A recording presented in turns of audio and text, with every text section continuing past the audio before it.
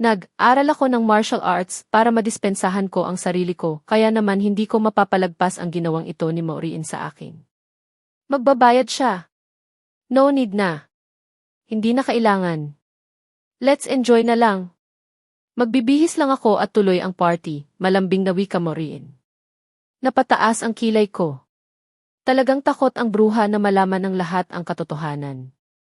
Binigyan lang ito ng balabal para hindi masyadong lamigin dahil hindi ako pumayag na umalis siya sa eksena na ito para makapagbihis. Ginusto niyang tumalon sa pool kaya magdusa siya. Buti na lang at kahit papaano nakinig si Pienot sa gusto ko. May tinawagan na din ito kanina para check ang kikih. Alam niya siguro na hindi ko siya titigilan. Isa pa, hindi ako nangingimi na isumbong siya kay Uncle Rafael kapag hindi niya masunod ang gusto ko. Aba, kung walang kikih, ako talaga ang talo sa laban na ito. Lalabas akong kahiya-hiya at tiyak na lagot ako nito kila mama at papa. Umattend lang ako ng party tapos may uwi pa akong iskandalo. Hindi ako makakapayag na mangyari iyon. Ayaw kong ako ang maging dahilan para madumisan ang pangalan ng pamilya namin. Ngayon pa lang, humihingi na ako ng dispensa sa mga nangyari. Kaunting minuto na lang at makukuha na natin ang hinihintay natin, narinig kong wika ni Pinot. Hindi ko ito sinagot bagkos masama ko itong tinitigan. Alam kong ayaw mong maghintay ng ganito katagal. Pasensya na sa abala, muling wika nito.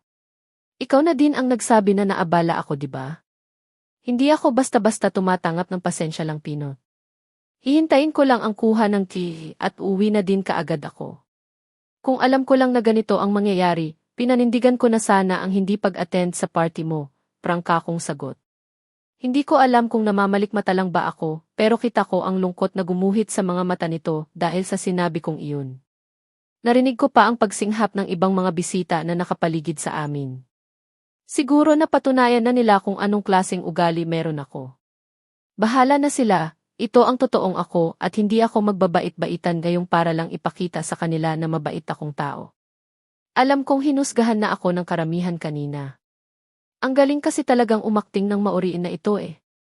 Sa bagay, sikat na artista siya at hindi siya magtataga sa industriya kung hindi siya magaling magdrama. Pero sorry na lang siya. Huwag niya akong itulad kay Cinderella na nagpapaapi. Hindi ako ganoon. Alam ko kung ano ang mga karapatan ko at hindi ako papayag na aapi-apihin lang ako ng kahit na sino. Kuya, hindi magagawa ni Charlotte ang ibinibentang ng girlfriend mo. Come on, parang hindi niyo naman kilala ang pamilya namin. Hindi siya pinalaking spoiled ng pamilya namin para basta na lang manulak ng kung sino, narinig ko pang wika ni Christopher. Napansin ko na din ang pagkainis sa mukha nito. Kilala ko ang kapatid kong ito, ayaw nitong naghihintay dahil lang sa walang kwentang bagay. I know, pero kailangan natin ng proof na hindi niya talaga ginawa iyon. Para naman malinis din ang pangalan niya sa mga bintang na ibinabato sa kanya, sagot naman ni Pinot. I have the proof na hindi tinulak ni Charlotte si Maureen, nagulat pa ako nang biglang dumating si Lucas. Hindi ko alam kung saan ito galing pero kaagad akong nabuhayan ng loob dahil sa sinabi niyang iyon. Sorry, pero may hawak akong video na nagpapatunay kung ano ba talaga ang nangyari kanina, muling wika ni Lucas. Kita ko kung paano natigilan si Maureen. Hindi ko naman maiwasang mapangiti dahil sa aking narinig. Mukhang hindi ko na kailangan pa ang video mula sa kiki. Mukhang kay Lucas pa lang, mabibigyan ko na ng leksyon ang Maureen na iyan. Really? That's good, nakangiti kong sagot. Kaagad naman na iniabot ni Lucas ang kanyang hawak na cellphone kay Pinot. Hindi ko maiwasang mapangisi habang masamang tinitigan si Maureen na noon ay halos magkulay papel na ang hitsura dahil sa takot. Boss Pinot, nakita ng dalawa kong mga mata ang buong pangyayari. Nakita ko kung paano lapitan ni Maureen si Charlotte kanina. Hindi siya itinulak at kusa siyang tumalon sa pool, nakangiting paliwanag ni Lucas habang titig naman si Pinot sa hawak niyang cellphone. Hindi ko naman maiwasan na mapaismid. Kita ko ang pagtiimbagang nito at masamang tinitigan si Maureen. Kuyom ang kamaong nilapitan niya pa ito bago nagsalita. Ano na naman ba ito, Maureen? Sa birthday ko pa talaga? Ano ba ang pumasok sa kokote mo at bakit kailangan mong gawin ito? Galit na wika ni Pinot. Mataas ang tono ng boses nito kaya kaagad na napaiyak si Maureen. Pinot, please sorry. Hindi ko sinasadya. Nagulat din ako kanina. Sorry, wika nito at akmang hahawak pa ito kay Pinot pero kaagad nitong tinabig ang kamay ni Maureen. Hindi ko maiwasang mapangiti. Grabe, sabi ko naman sa iyo, may itinatago talagang ugali ang Maureen na iyan eh. Primadona pa at talagang gumawa pa siya ng iskandalo sa pari ng kanyang fiancé. Good luck na lang sa kanya, narinig kong wika ng isa sa mga bisita. Sa bagay, iba't ibang komento ang naririnig ko sa buong paligid. Mga komento na pabor sa akin at pangutya para kay Maureen. Hinding-hindi ko mapapalagpas ang ginawa mong ito, Maureen. Hindi mo ba alam na isa si Charlotte sa mga special guest ko? Bakit ginawa mo ito sa kanya? Narinig ko pang wika ng galit na boses ni Pinot. Hindi naman ako makapaniwalang marinig sa mismong bibig nito na isa ako sa itinuring niyang special guest ngayon gabi. Bakit?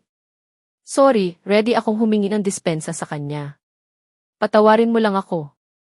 Umiiyak naman na wika ni Maureen. Umiiyak itong naglakad palapit sa akin at akmang hahawakan ako sa kamay pero kaagad akong umiwas. Charlotte, aminado akong nagkasala ako sa iyo. Patawad, umiiyak na wika nito. Hindi ko maiwasang mapangisi. Ramdam ko na hindi sincere ang paghingi niya ng dispensa, kaya naman wala akong balak na patulan ang sinasabi niya ngayon. Really? Pero hindi ako ganoon kadali magpatawad, Maureen.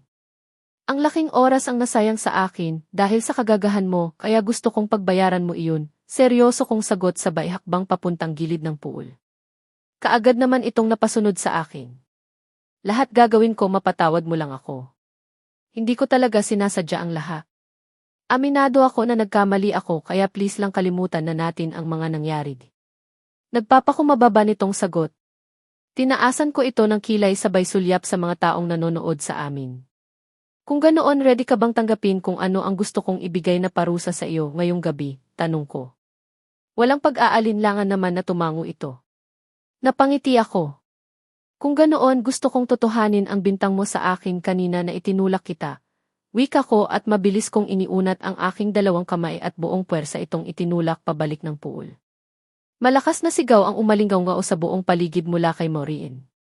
Nagulat naman ang lahat ng nakasaksi sa aking ginawa. Oops! Sorry! Hindi ko sinasadya, plastik kong bulalas habang nakatingin kay Maureen. Parang gusto kong matawa habang pinagmamasdan si Maureen na nasa pool. Hindi marahil nito akalain na magagawa ko siyang itulak kanina. Ang akala niya siguro ganoon lang kadali sa akin ang patawarin siya sa ginawa niyang abala sa akin ngayong gabi. Well, sorry na lang siya. Nagkakamali siya ng taong kinalaban. Nasa mood akong patulan ang kagagahan niya ngayong gabi. Gusto niya ng gulo? Pwes buong puso kong ibibigay sa kanya iyon. Sa tanang buhay ko ngayon lang ako napaaway at mukhang exciting din pala sa pakiramdam. Pinagbigyan ko lang naman siya sa gusto niyang mangyari. Ang hindi ko lang maintindihan sa bruha na ito, sa dinami-dami ng mga tao na nandito sa party na ito, ako pa talaga ang kinanti niya. Wala sa sariling inilibot ko ang tingin sa buong paligid. Samut-saring reaksyon ang nakikita ko sa mukha ng mga nakikiusyuso. Oh my God! Si Maureen, dinig kong sambit ng isa sa mga bisita. Marahil nagulat din sa bilis ng pangyayari. Buti nga sa kanya. Hindi naman pala siya itinulak kanina ni Miss Charlotte. Narinig ko pang wika ng isa pa. Charlotte, come on. Ayos na. Solve na ang problema. Bakit kailangan mo pang gawin ito? Wika naman ni Pinot sa akin. Baka sa boses nito ang matinding pagkadismaya dahil sa ginawa ko. Tinaasan ko lang ito ng kilay at muli kong ibinaling ang tingin kay Maureen na parang basang sisiw na nasa pool pa rin.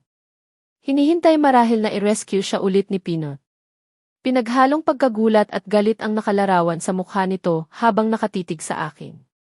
Ngayon, hindi mo na kailangan pang gumawa ng kwento na itinulak kita.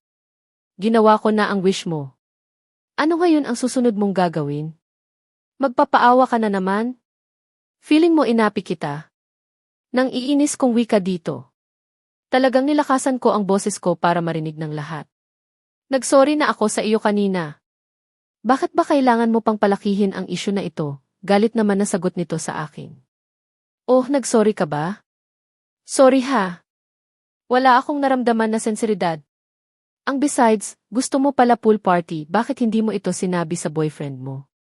E di sana na-inform lahat ng guest na magdala ng swimsuit para makijoin sa iyo, nakangisi kong sagot. Charlotte, please tama na. Masido mo nang pinalaki ang issue. Tapos na dapat ito kung hindi mo iyon ginawa, awat naman ni Pinot. Seryoso ko itong tinitigan. Sorry sa nangyari, aware ako na isa ako sa mga dahilan kung bakit nasira ang party mo. Kung gusto mong hindi na maulit pa ang nangyari ngayon, turuan mo ng leksyon ang girlfriend mo. Hindi biro ang ginawa niya sa akin kanina. Gusto niya akong ipahiya sa lahat ng bisita mo, sagot ko. Iiling-iling naman na pinagmasdan ako nito. Sa klase ng tingin nito ngayon, ako pa yata ang lumabas na masama. Hindi ko akalain na magagawa mo ito. Pinilit kong ayusin ang problemang ito, tapos gusto mo pang dagdagan, wika nito sa akin.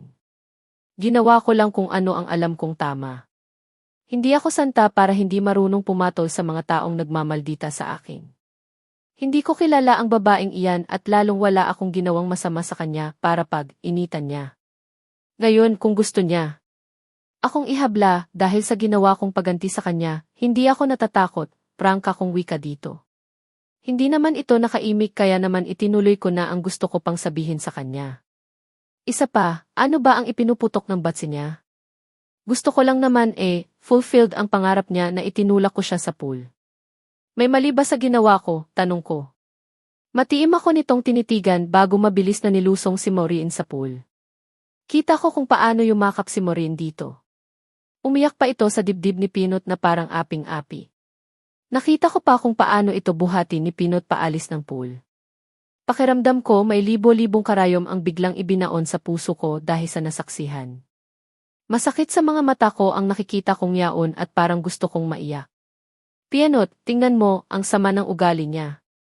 Naghingi na nga ako ng sorry, pero itinulak niya pa rin ako, narinig kong sumbong ni Maureen. As usual umiiyak pa rin ito. Nagpapaawa. Let's talk about this issue later. Sa ngayon kailangan mo nang makapagpalit ng damit. Baka magkasakit ka pa.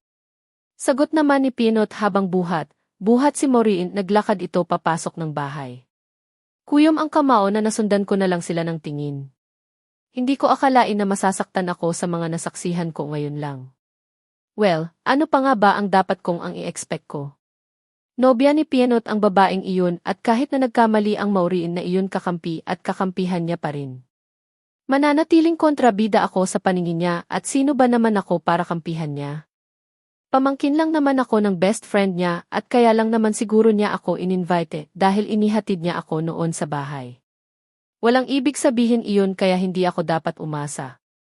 Hindi dapat ako magpadala sa nararamdaman ko ngayon. Siguro, mula ngayon mag-iiba na ang tingin niya sa akin. First time niya akong nakitang nagmaldita at alam kong iiwas na siya sa akin. Masama pa rin ang loob ko na binalingan si Christopher para iayain ang umuwi. Dapat talaga pinanindigan ko na ang hindi pagpunta sa party na ito Wala talagang magandang maidulot sa akin ang pagdalo-dalo ng mga ganitong klaseng pagtitipon. Let's go home. Masyadong late na. Baka hinihintay na tayo sa bahay. Wika ko bago ko binalingan si Lucas para magpasalamat. Pasensya ka na sa mga nangyari at maraming salamat sa tulong mo, pilit ang ngiting wika ko dito. Kaagad naman itong tumango. No problema, Charlotte. Nagkataon lang na navideohan ko ang mga pangyayari sa pagitan niyong dalawa, kaya naman lumapit ako, nakangiti nitong sagot sa akin. Tumango naman ako at akmang tatalikuran na siya nang muli itong nagsalita. Sana, hindi ito ang huli nating pagkikita, wika nito. Binalingan ko ito at pilit nang inisyan. Of course maliit lang ang mundo at alam kong muling magkukrus ang landas nating dalawa, sagot ko naman sa kanya bago ako humawak sa braso ng kapatid ko at sabay na kaming naglakad paalis.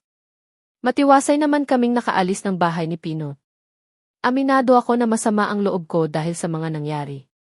Imbes na mag-enjoy ako sa party, konsumisyon pa yata ang napala ko. Mabilis na lumipas ang mga araw. Kung ano man ang nangyari noong birthday party ni Pinot, hindi na lumabas ang mga iyon sa media.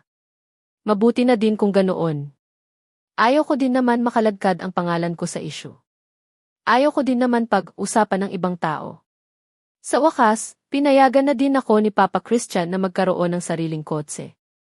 Masaya ako dahil ito ang matagal ko nang pinapangarap. Makakaalis na ako ng bahay na hindi na kailangan pang tawagan palagi ang family driver namin. Nag-promise naman ako sa mga magulang ko na iiwasan ko ng pagiging kaskasera. Charlotte, may lakad ka ba after class? Tahimik akong nakaupo dito sa loob ng classroom nang bigla akong i-approach ng isa sa mga classmates ko. Si Jessil. Isa sa itinuturing kong kaibigan. Actually, marami akong naging kaibigan sa school na ito. Iyon nga lang hindi ako nakakasama sa mga gimmick nila. Ayaw ko dahil wala akong hilig. Tanong ko. Matamis itong umiti sa akin bago sumagot. Malapit na matatapos ang semester. Yayayain ka sana namin mag-bar. Sayang naman kasi. Next sem na naman tayo magkikita-kita, tapos hindi ka man lang nakakasama sa amin tuwing night out namin, nakangiti nitong wika. Tinitigan ko muna ito bago sinagot.